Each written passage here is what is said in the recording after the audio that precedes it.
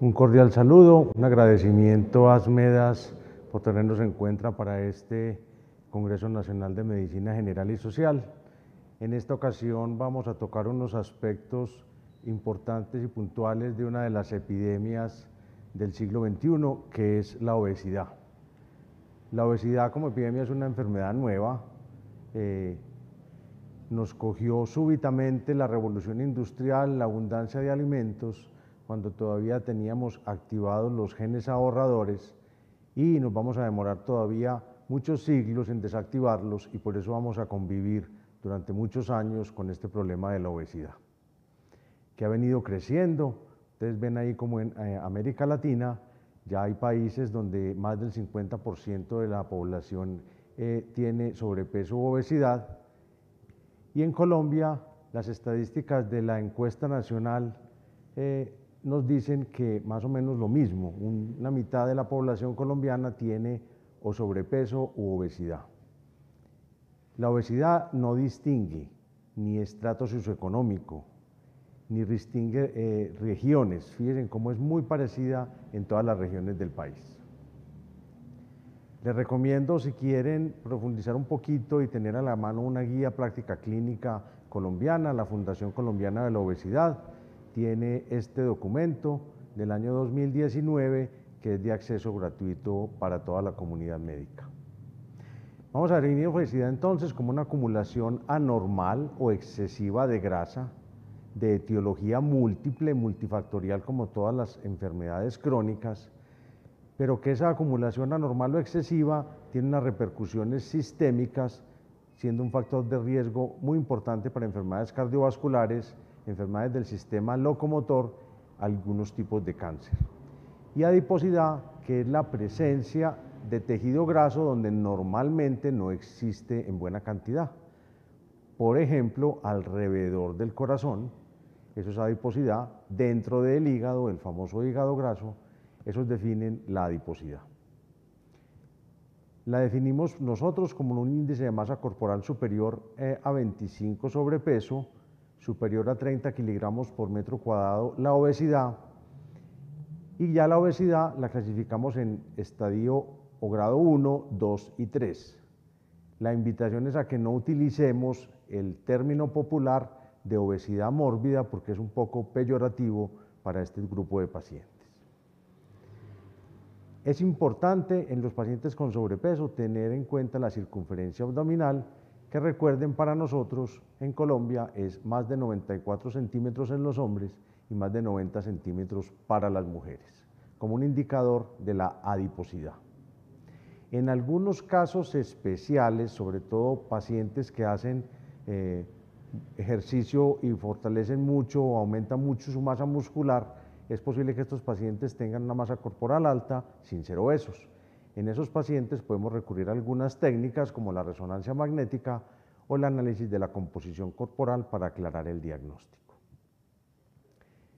Como ven, la enfermedad obesidad tiene una etiología múltiple en la gran mayoría de los casos, pero van a haber siempre factores que contribuyen a que esa persona gane más peso, como son los medicamentos, algunos trastornos endocrinos, el bajo peso al nacer, el estilo de vida sedentario, algunos factores socioambientales y algunas enfermedades genéticas que se asocian con obesidad. Pero el punto importante a tener en cuenta es que la obesidad no es simplemente una acumulación de grasa, sino que esa grasa se inflama. Ahí ven en la diapositiva como alrededor de ese adipocito ya hay células inflamatorias que están produciendo citoquinas, que son las responsables de todas las consecuencias metabólicas y los efectos en enfermedades que tiene la obesidad. Los órganos que se pueden comprometer con la obesidad están bien estudiados. Sabemos que hay complicaciones neurológicas como la enfermedad cerebrovascular, una enfermedad rara pero que se ve que es la hipertensión endocraniana benigna, los problemas respiratorios por ese sobrepeso, la apnea obstructiva del sueño, la hipoventilación alveolar, a nivel gastrointestinal, el hígado graso, la posibilidad de hacer pancreatitis, la diabetes mellitus tipo 2, el síndrome de ovarios poliquísticos o los problemas de infertilidad o hipogonadismo masculino. Sabemos que ese proceso inflamatorio que tienen los obesos, más la resistencia a la insulina, favorece que tengan algunos tipos de cáncer, seno, útero, ovario, estómago, colon, entre otros. Problemas inmunológicos crónicos, es un estado larvado de inflamación crónica. A nivel cardiovascular esto acelera el proceso aterosclerótico y los otros factores de riesgo cardiovascular. Y obviamente a nivel musculoesquelético lo más importante va a ser el soporte de exceso de peso más una inflamación larvada que va a destruir precozmente los cartílagos y favorecer la osteoartrosis. El manejo del paciente obeso, como cualquier enfermedad crónica, es fundamental que se haga dentro de un equipo multidisciplinario entrenado. A él deben pertenecer un generalista como el internista o el pediatra, según sea el caso, un médico endocrinólogo, especialistas en nutrición, en medicina deportiva, en psicología y psiquiatría fundamentales y en algunos casos los cirujanos bariátricos. ¿Qué debemos hacer en esa primera evaluación? Entonces hacer una historia de su obesidad desde el momento de nacer, cuándo empezó a aumentar de peso, qué terapias previas se ha hecho, todos los antecedentes personales patológicos y de su estilo de vida, la lista de todos los medicamentos que el paciente toma, ver si en los hombres hay signos de hipogonadismo y en las mujeres síndromes de androgenización en el ovario poliquístico.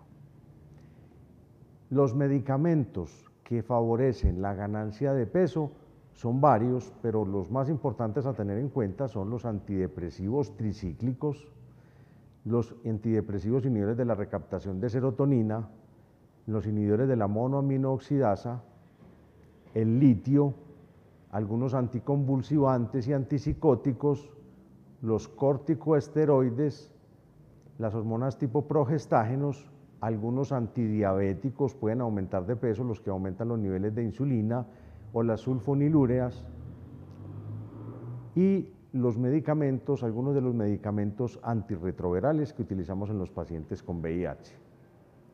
En el examen físico, entonces, obviamente, el índice de masa corporal y la circunferencia abdominal, la presión arterial, buscar estigmas de síndromes genéticos, palpar la tiroides y buscar algunos signos dermatológicos como son estos: la acantosis nigricans o acantosis pigmentaria, que es un marcador de resistencia a la insulina, y las famosas estrías cutáneas.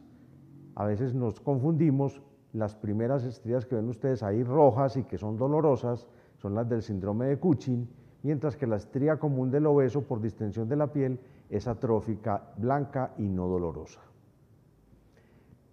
Los pilares del manejo médico de la obesidad son, primero, estar muy conscientes y hacerlo con el paciente de que la obesidad es una enfermedad crónica, es decir, no se cura, es para toda la vida, se puede controlar. Segundo, conciliar con el paciente unas metas alcanzables y eficaces. La meta no es el 90, 60, 90, sino una meta realista que debe empezar con una reducción entre el 5 y el 10% del peso corporal. Y el tercero es que hay que tener paciencia. En el manejo de la obesidad, la gran mayoría de las veces, lo que rápido baja, rápido se sube. El paciente que quiere perder de peso muy rápido, rápidamente regana ese peso perdido. Y estos son los 5 pilares del manejo, el tratamiento integral de la obesidad. La terapia conductual como aquel eje que va a manejar los otros factores, el manejo nutricional y la actividad física. Vamos añadiendo otros armamentarios como el uso de medicamentos o la cirugía bariátrica, y uno que más recientemente se incorporó y que es clave en el manejo del paciente obeso, que es el correcto manejo de los problemas del sueño. En el manejo nutricional, empecemos por decir que lo ideal es decirle a los pacientes no que vamos a hacer una dieta, sino que vamos a hacer cambios en su alimentación. Porque los pacientes tienen la idea de que cuando yo voy a hacer una dieta, este día la empiezo, pero este día la acabo. Estos deben ser cambios permanentes. Deben ser dietas que van a hacer un déficit de calorías para que el paciente empiece a bajar peso. Hay muchos tipos de dietas, las de restricción calórica moderada o muy severas, el famoso ayuno intermitente, la dieta mediterránea y otras varias. ¿Cuál de todas esas pudiera ser la mejor? Definitivamente todas pueden funcionar y la mejor dieta es la que se acomode más al paciente y el paciente la pueda seguir. Es importante cuál es el momento en que el paciente come. Aquellas dietas que mandábamos de ingesta frecuente, 6 veces al día, definitivamente en obesidad no tienen razón de ser. Y bregamos a que el paciente haga la mayor ingesta calórica en las horas de la mañana y no en las horas de la noche. Eso definitivamente ayuda a bajar de peso. Igualmente a veces es más importante la calidad de la comida que la cantidad. Los alimentos ultraprocesados, enlatados, la comida chatarra, etcétera, aunque tengan el mismo valor calórico que otras, definitivamente aportan más calorías y disminuir la ingesta de esos alimentos también ayuda a bajar de peso. El pilar nuevo que les comenté era aumentar las horas de sueño. Los pacientes que no duermen definitivamente en la noche hacen fenómenos de pica, van, comen y comen y comen, pierden el control y por eso ganan mucho peso. Si manejamos adecuadamente el sueño, ponemos a dormir a estos pacientes en buena forma, recuerden que es necesario a veces descartar la apnea del sueño, se reduce la ingesta de calorías. La actividad física y el ejercicio siempre los debemos hacer. No tienen solamente efectos para bajar de peso, sino efectos benéficos desde el punto de vista cardiovascular y disminución de la resistencia a la insulina. Esas son las recomendaciones que mínimo debe cumplir un paciente, llegar a los 150 minutos a la semana. Y recordemos que hay dos tipos de ejercicio, el aeróbico y el ejercicio de resistencia. ¿Cuál de esos dos tipos de ejercicio es el mejor? ¿El cardio o el de resistencia? Hay que hacer los dos. El cardio y el de resistencia más importante es resistirnos a los dulces, resistirnos a los postres, a los fritos, a la ingesta excesiva de licor, a la pizza, a todas estas cosas de alto valor calórico. Tengamos en cuenta, porque los pacientes se desesperan un poquito, para yo perder 240 kilocalorías, debo caminar rápido en 40 minutos, más o menos 4 kilómetros. Pero esas mismas calorías yo las gano comiéndome una sola chocolatina en la cual me puede demorar menos de 5 minutos. Dijimos que el eje fundamental del manejo de los obesos, como en toda enfermedad crónica, es la terapia conductual. Y terapia conductual en el obeso muy importante porque hay que reconocer si hay trastornos de la ingesta alimentaria, enfermedades mentales que aumentan la ingesta calórica y que se deben manejar adecuadamente. Recordemos que los medicamentos psiquiátricos, muchos de ellos aumentan de peso, entonces hay que conciliar con los psiquiatras qué medicamento utilizar. Y la terapia conductual garantiza que el paciente siga adherido a estas terapias que, como dijimos, van a ser crónicas. Se dice que lo ideal es que en las primeras 12 semanas el paciente haga al menos 26 horas presenciales de terapia conductual con psicólogos o personas de coaching en salud entrenadas, más otras horas que pueden ser virtuales, individuales o en grupo, y de ahí en adelante se puede empezar a bajar dependiendo de los resultados. En Colombia, la guía de Funcover recomienda que empecemos a utilizar medicamentos cuando el índice de masa corporal está por encima de 27 y el paciente tiene ya alguna enfermedad asociada a la obesidad, o en todos los pacientes cuando el índice de masa corporal está por encima de 30. Fíjense en esto qué curioso, y es que los medicamentos que tenemos para el manejo de la obesidad, solamente uno de ellos, el Orlistat, no funciona en el sistema nervioso central. Y es el más malito de todos, el que menos se pierde peso. Todos los otros son medicamentos que actúan a nivel del sistema nervioso. Entonces, entre nosotros no tenemos naltrexona ni fentermina topiramato, pero tenemos los medicamentos antidiabéticos que también se pueden utilizar en los obesos, aunque no sean diabéticos, con efecto incretina. Tenemos liraglutide y semaglutide, Y ya en otros países existen, por ejemplo, el orforglipron, que es una incretina que se da por vía oral, el tirzepatide, que es dual, ya actúa en 2 blancos diferentes, y uno que actúa ya en 3 blancos diferentes, que es el retartutide. Esos medicamentos pudieran ser superiores, pero en este momento todavía están en experimentación. Fíjense cómo en este estudio el semaglutide es el que obtuvo una mayor reducción de peso, superando los otros tipos de medicamentos. Una vez hemos quemado ese paso de los medicamentos, entonces en algunos pacientes vamos a tener que llegar a la cirugía bariátrica. La cirugía bariátrica se recomienda en los obesos que tienen más de 40 kilogramos por metro cuadrado de masa corporal, o en los que tienen 35 kilogramos, pero ya tienen comorbilidades asociadas a la obesidad. Pero ese criterio solo no es suficiente.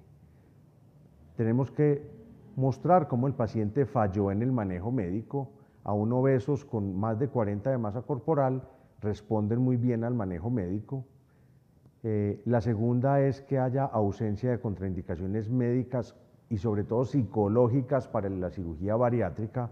Un paciente con un trastorno de la conducta alimentaria que hace episodios de ingesta masiva o atracones nocturnos es muy mal candidato para cirugía, porque incluso está, pues, o no va a funcionar o se puede complicar.